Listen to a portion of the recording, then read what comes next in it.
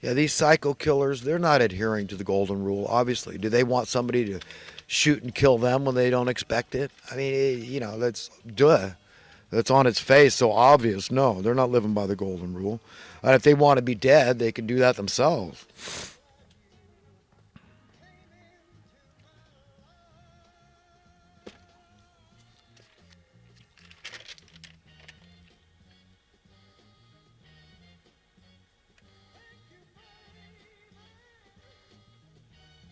And just yesterday, we had some guy went crazy down in Southern California and started stabbing willy nilly everybody. I think he killed 4 people, and others are, mortally wounded. Can you imagine that? God, I can't imagine stabbing anyone. I can't imagine hurting anybody. I just can't. I just can't do it. I don't want to do it. It's one time that I punched a guy upside the head out of jealousy. I even apologized to him. I wasn't required to by law, but it just goes to show. Whatever the opposite of a threat is, that's what I want to be to society. I want to be a comfort and encouragement. And it's our own choice. Be who you want to be, deep down inside, not who you think you want to be superficially. And I figured that out for me. That's who it is. So nobody needs to be afraid of me. But I will defend myself. And I do believe in the Second Amendment.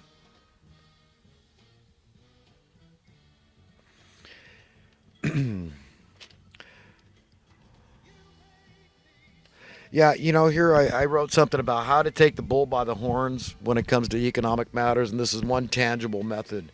And I would like to read what I have written here.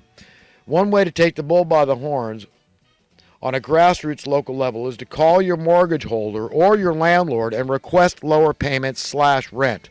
Even if you personally are financially stable, do it for the vast number of people whom are struggling under ever-growing financial burden, okay? And oppression, a burden so great that many will take their own lives as a result of it. And they give up, they become homeless, or they simply comply. So, this idea of bucking up and working longer hours, or people digging into their meager savings to just survive, okay? To, struggle harder and harder, reach the ever higher bar and crack the ever harder nut to survive. It's social Darwinism on synthetic, tainted steroids. It's what I call cutthroat Darwinism. And it's most ungodly. So, this idea of doing something for others, even if you don't need it personally, is an extension of this whole idea of paying it forward. Okay? And that's something a child can understand.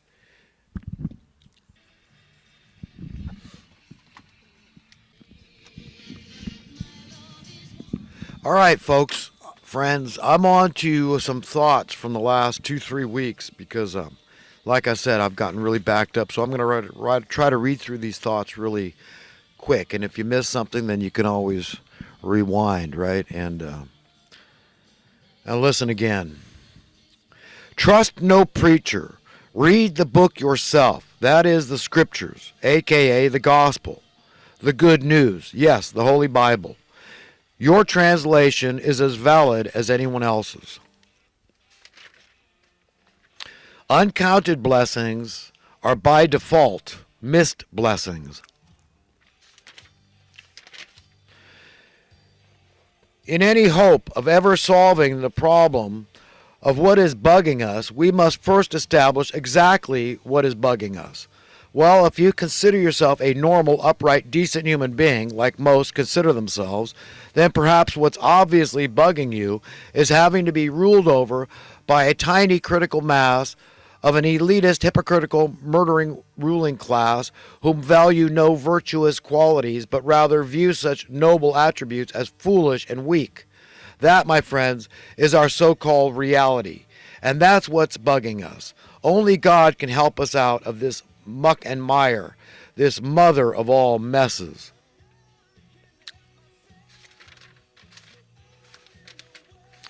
When people perceive they are being robbed, often they want to rob others. When people perceive they are being tyrannized, often they learn to tyrannize others. How we are being manipulated en masse. Let me count but a few ways. Trained as to what is and what is not relevant, valuable, and informative. Trained to be utterly ignorant and confused about reality itself. Trained to accept highly solvable societal-wide social, political, and economic problems pertaining to various forms of unnecessary human suffering. Right, we're trained to accept this crap, you know? Now, these people have it down to a science. They have tyranny down to a science. Natural law dictates that the female of the species is naturally more relevant, potent, and powerful than the male. The only way this law could be upset is if the male evolved to have an exclusive asset or quality that the female perceived she needed. There is no evidence that the current status of our natural laws are changing or evolving in that direction. That's right. I mean, you know, maybe if men could show a modicum of self-control, you know, maybe that would help to level the playing field with women. Okay, but you know, they're all going to have to cop an attitude like me, where they say, "Hey, you know, this thing about you know, why buy the cow if she's giving away the milk for free, right?" No, that has to go for men too. They have to cop that attitude. Okay, when they do. When they stop paying for sex, for example, and they stop accepting the gold digger paradigm where, oh, it's normal, I'm a rich guy, of course, you know, I know that's why she wants to be with me. You know, stop accepting that kind of crap. You know, maybe things will change for us and we'll, you know, men will have some of their power back. But we've got to exert a modicum of self-control, sexually speaking.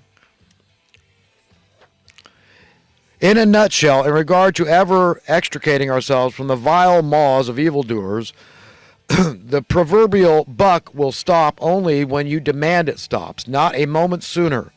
Passivity toward being robbed and tyrannized is a recipe for ever increasing theft and tyranny.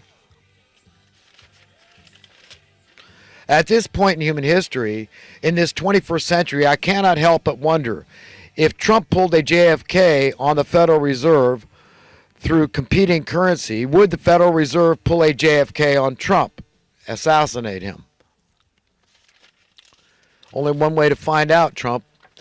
And Secret Service, look, you idiots, I'm sorry, look, I had a couple of first cousins that were in the Secret Service for a while. I don't know what their jobs were. Once they get in these positions, you never hear from them again. I just hear this from my Aunt Anna. And she was telling me, because her husband was a lieutenant colonel in the Air Force. And by the way, my Uncle Bill, nicest guy in the whole world. But when I brought up UFOs to him, we were visiting them once, my daughters and I, they were living up in Humboldt County. And, you know, Bill, boy, he started shaking. He was a chain smoker anyhow. And, man, he was lighting them up then when I asked him about UFOs. But he didn't want to talk about it. But his eyes got big.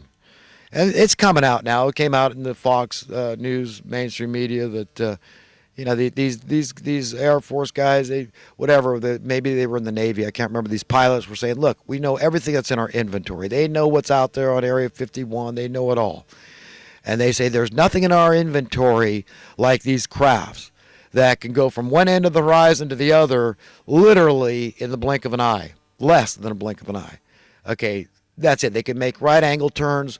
Apparently, the pilots aren't feeling any G-forces, so that indicates they've got their own little atmosphere going on, just like the Earth is spinning at 1,000 miles an hour. You can't feel it. If the Earth was spinning at 1 billion miles an hour, you still wouldn't feel a draft. Okay, why is that? Well, you would if you were in the outer fringes of the atmosphere. That wind would be blowing at 1 billion miles an hour. You understand? But as long as you've got an atmosphere to protect you, is spinning with it, you understand? You don't have it. So gradually you go out of the atmosphere, the winds get higher and higher and higher until they're spinning at 1,000 miles an hour. There is a huge draft about 100 miles up in our atmosphere. It's about 1,000 mile an hour draft. but these crafts don't feel it. But anyhow, I got digressed there. But yeah, don't worry, Trump. I think the Secret Service is on the ball. Okay, they dropped the ball with JFK, but I think they'll protect you, so don't worry about it. Because you know that's the way. If you really want to do something momentous and to go down in history as a great president, you've got to get rid of the Federal Reserve, man. We don't need them. Get a payoff figure, work with the United States Treasury, and dump their sorry butts. They've wreaked way too much havoc in America and, by extension, the rest of the world, since the Federal Reserve notes are the world reserve currency. God, we're in so much trouble. It's such a juggernaut of evil. God almighty, help us. We have all existed somewhere in the mind of God, and we will always exist somewhere in the mind of God. And you want that to be a good place. You want to be a fragrant aroma in his nostrils, metaphorically speaking. Even the most liberal have their boundaries. That is, if they are being honest human beings whom seek the truth, the whole truth, and nothing but the truth. We simply need rules we can all agree upon. That is, after utilizing, to the best of our individual and collective God-given intelligent logical and wherewithal to figure out exactly how to simply get along with each other, to live together as one family under God, to live universally in peace, contentment, safety, security, freedom, and prosperity. You know, just those few things we all want. As long as we are adequately cognizant that we live in a world whereby no matter how decent, how nice a human being we are, there are certain people whom will hate us for no justifiable reason. These people we typically refer to as our enemies, regardless of the fact that one doesn't want enemies and would like to be friendly with all humans due to free will choice. We alone cannot decide not to have enemies. As such, logically speaking, we ought to somehow at least try to attain an acceptable degree of peace of mind, and so love, yet simultaneously be on guard of our enemies.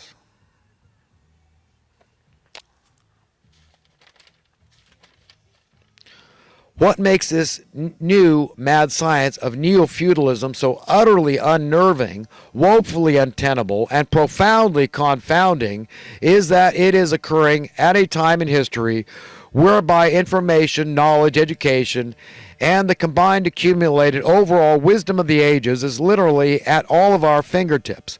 And as we all know and typically believe that knowledge is power, what demonic force has sapped our strength?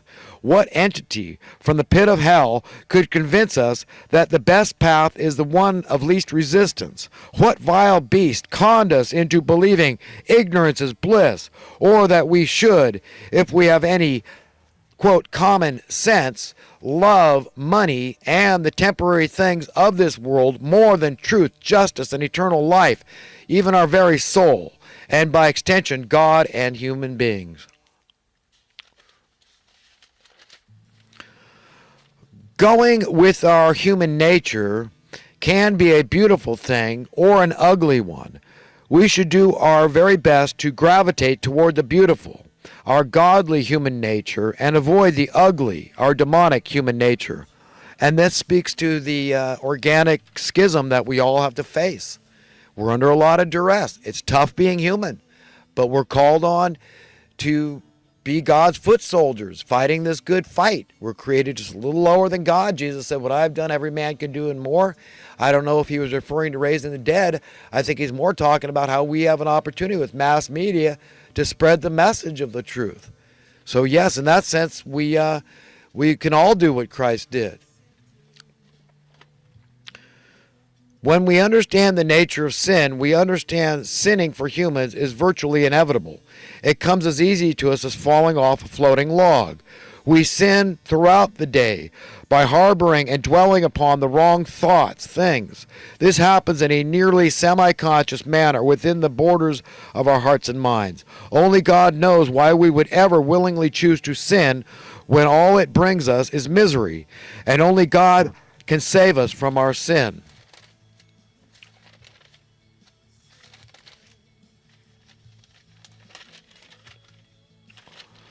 How is it that we mere humans live and die, but taxes live on forever?